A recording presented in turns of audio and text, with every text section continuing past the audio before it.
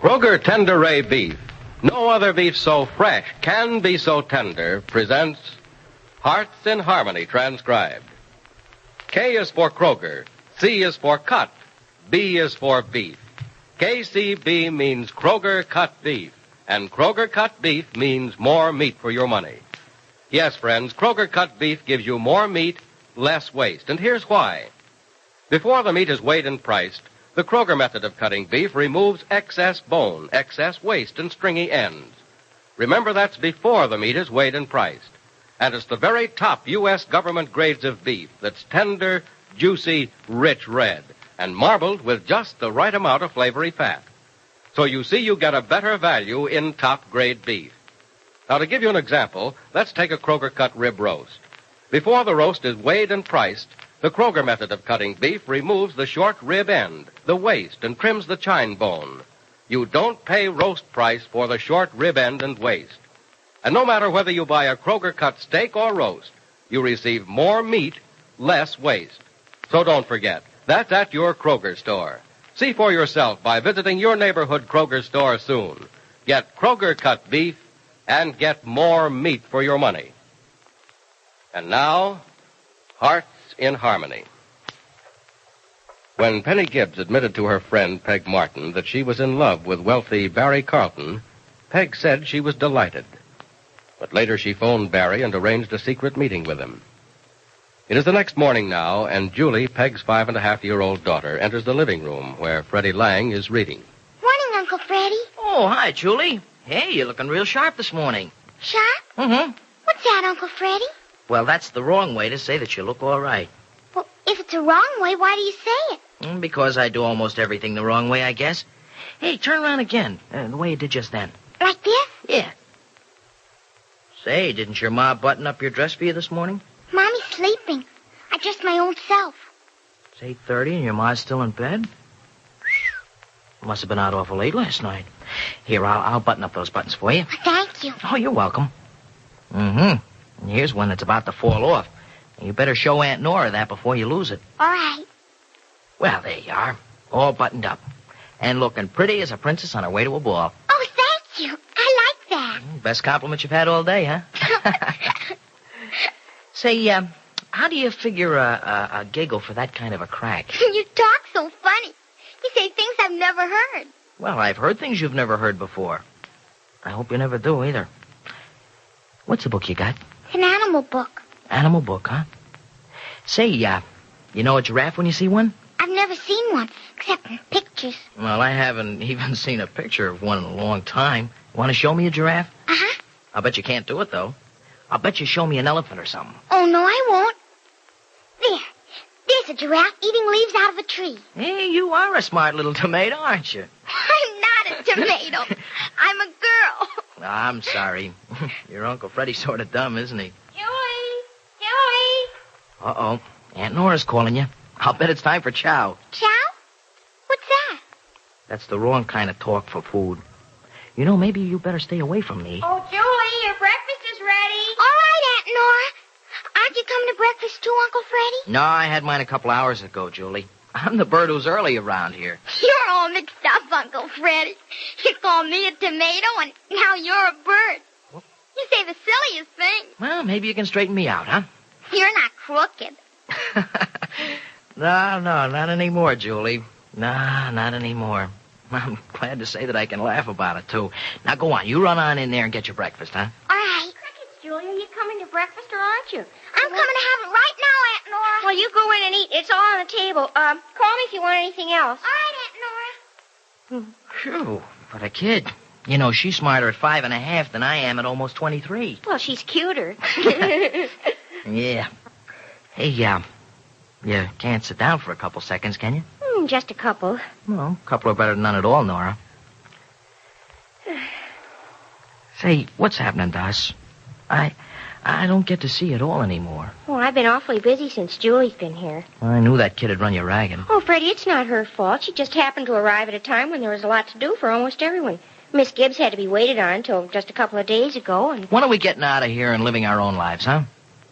Someday, Freddie, but not right now. And someday I'm going to be 80, too. I can just picture you at 80. You'll probably still be impatient. Don't worry, Freddie. It'll be soon. What'll be soon? My 80th birthday? No, silly. The day we get married. The day we get married, huh? You know, I've never heard you say that before, Crickets. I've said it to myself, Freddie, over and over again. I've been talking to myself, too. I haven't had you to talk to in so long. Well, it won't be like this much longer. You don't think so, huh? Mm-mm. I hope not. Gosh, we haven't been to a movie in a couple of weeks, or gone for a walk, or just sat and talked for days and days. We aren't just plain getting used to each other, are we? Oh, I want to get used to you, Freddie. Oh, not like this, you don't. I don't like it. I meant, I want you to be so much a part of everything I know that I'll never be without you, even when you're not around. Hey, that's the best speech of the day. It wasn't supposed to be a speech, Freddie. I was just telling you how I feel. I'm being very bold, don't you think? Oh, yes. You're a wicked woman. You're telling a guy you love him. I guess you tell all the guys you love them, don't you? Mm-hmm. Just hundreds of them, and all of them are you. 100 of me? Oh, no, Nora. One of me is enough. Well, I could stand 100 just like you. Oh, yeah? Then you know where I'd stand? Where? In line. Oh, Freddie. Hey, look, now, all this kidding aside, Crickets, it hasn't been right the last couple of weeks. I haven't had a chance to look at you or talk to you or tell you what I think about you or anything the way I used to. I miss all that, too, Freddie, but I know how you feel about me, and I know the things you want to say to me, so for the time being, I don't need you to refresh my memory. Hey, this isn't going to become nothing but a memory, is it? We aren't going to do what a lot of people do when they're sure of each other, are we? What do they do, Freddie? Oh, they sort of take each other for granted, trust each other a little too much, see each other a little too little until all of a sudden, boom. From there on in, they aren't speaking. They don't ever want to speak. We'll never go boom, Freddie. Said she, lighting the fuse with one hand and covering her eyes with the other. Oh, Freddie, you're funny even when you're serious. Well, I'm glad you know I'm serious. So am I, Freddie, when I say we'll never go boom, never turn away from each other. We have too much to look forward to together, the farm and the house and everything that's wonderful. But you won't say when, Nora. We just have to pour the dreams on until the glass runs over, do we? Nobody's ever going to say when? I'll say when one of these days and surprise you. Aunt Nora! Aunt Nora! Yes, Here we go. Julie? Can I have more cereal? Oh, of course, Julie. Excuse me, Freddie. Yeah, sure, Nora. Well, I guess I'll see you around sometime again, huh? Oh, Freddie, don't be that way. Well, goodness, Julie, but you ate your breakfast in a hurry. My stomach told me to hurry, Aunt Nora. Oh, it did? Well, I suppose your tummy wants me to hurry and give you some more cereal, doesn't it? No, it isn't my stomach this time. It's me. Well, I'm not sure I know the Morning. difference. Oh, good morning, Miss Gibbs. Morning, Aunt Penny. Good morning, Julie. Oh, it's a beautiful morning again, isn't it, Nora? Oh, isn't it, though? Hope we have a day like this Monday when we hang out the wash. Oh, it'll probably rain. Where's your mother, Julie? She's sleeping. This late on such a beautiful day? That's a shame. Yeah, she staggered in at the smallest hour possible this morning, Gibbsy. Hello, That's Freddy. why. Hi. She, came in late last night, didn't Yeah, it was 1:30. Well, that's funny. She left before 8 last night and said she wouldn't be gone long. Oh, Freddie probably looked at his watch wrong or something. Look, Crickets, maybe I can't tell the sum of 99 and 87, but I can sure tell the time. It was 1:30. Well, whatever time it was, it's none of our business. It certainly isn't. You want anything special for breakfast, Miss Gibbs? No, thanks, Nora, just anything. Okay. I could use some coffee, though. Want to join us, Freddie? Yeah, I guess maybe I will. I'll get the cups and saucers, Nora. Oh, thanks, Freddie. Well, Julie, what are you going to do this morning? I'm going out in the backyard and play. How'd you like to go to the store with me first? The candy store? Well, we might go to the candy store if you promise not to eat any until after lunch. I promise. All right. Nora, Mm-hmm. will you make out a grocery list for me? Sure. Thanks. I have to go to Mrs. Carlton's because she wants me at her house by 11. I'm not walking too fast for you, am I, Julie? Oh, no, Aunt Penny. Well, if I am, you let me know. I like to walk fast. Oh, you do, hmm? Why? Well, it's more like going somewhere when you walk fast. When do we get to the candy store? Oh, pretty soon. First, we have to go to the grocery store. Do they have candy in the grocery store? Mm-hmm. What kind? Oh, they have all kinds. We'll look at it all and see what you like. And then can we go to the candy store and get more candy? Well, Julie, we'll see what the grocery store has first. Maybe you'll find so much there that you won't want to go to the candy store. I like lots of candy. I'm beginning to understand that. When I lived with Grandma, The daddy of one of the children used to buy me candy all the time. Well, that was very nice of him. All daddies buy candy for the children. That's why I want a daddy, too. Well, not only daddies buy candy, Julie. Aunts do, too. And grandmothers and mothers. Grandma never bought me candy. Well, maybe it wasn't too good for you. No. She said if that man bought me candy, she didn't have to. Oh. Aunt Penny. Mm-hmm. Why don't I have a daddy? Hasn't your mother told you, Julie? Mommy won't let me ask her. Well, she knows best, dear. But other children have daddies. Why don't I have a daddy? Don't we have enough money? Oh, no, Julie. No, darling, money has nothing to do with it. You see, your father's gone away, Julie. He went away a long time ago, Grandma said. Yes, he did. And he's going to be away a long time, too. Will I be old when he comes back? You'll be a little older when you understand why he's away, Julie. I tell you what, darling. I'll get your mother to tell you all about it. Mommy won't talk to me. Julie, she has a lot on her mind right now. I know Mommy's awful worried about something. She talks to herself, so I know she's awful worried. Talks to herself? Yes.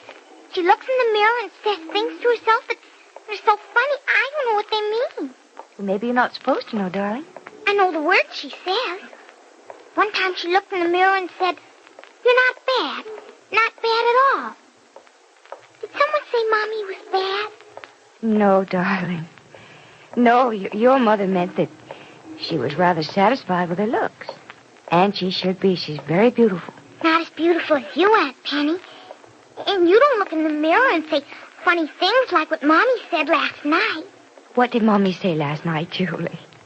It's the funniest thing she ever said. And she smiled at the mirror when she said it.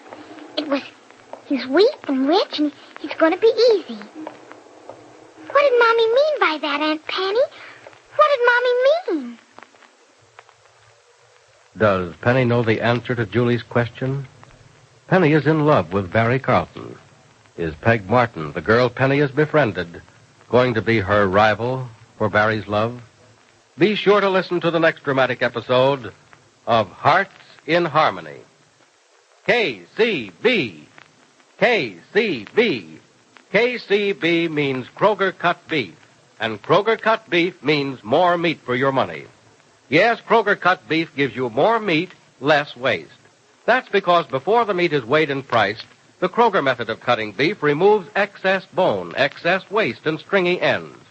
You get more meat, less waste in Kroger cut beef. It's top U.S. government grades of beef, tender, juicy, rich red, marbled with just the right amount of flavory fat. So visit your neighborhood Kroger store and buy your favorite cut of beef. If you can get a Kroger cut sirloin steak, you'll notice that before the steak is weighed and priced, the Kroger method of cutting beef removes the stringy end, the waste, and the excess bone. Remember, whether you buy a steak or roast, Kroger cut beef gives you more meat for your money. But remember, ladies, you can buy a Kroger cut steak or roast only at Kroger stores. Make up your mind right now to visit your neighborhood Kroger store without delay. Your Kroger meat man has just the cut of beef you want. It's delicious and juicy. It's top-grade beef that will thrill your family. And don't forget, Kroger cut beef gives you more meat, less waste, which means you get more meat for your money at your Kroger store. Listen in again Monday, same time, same station, for another exciting transcribed chapter of Hearts in Harmony.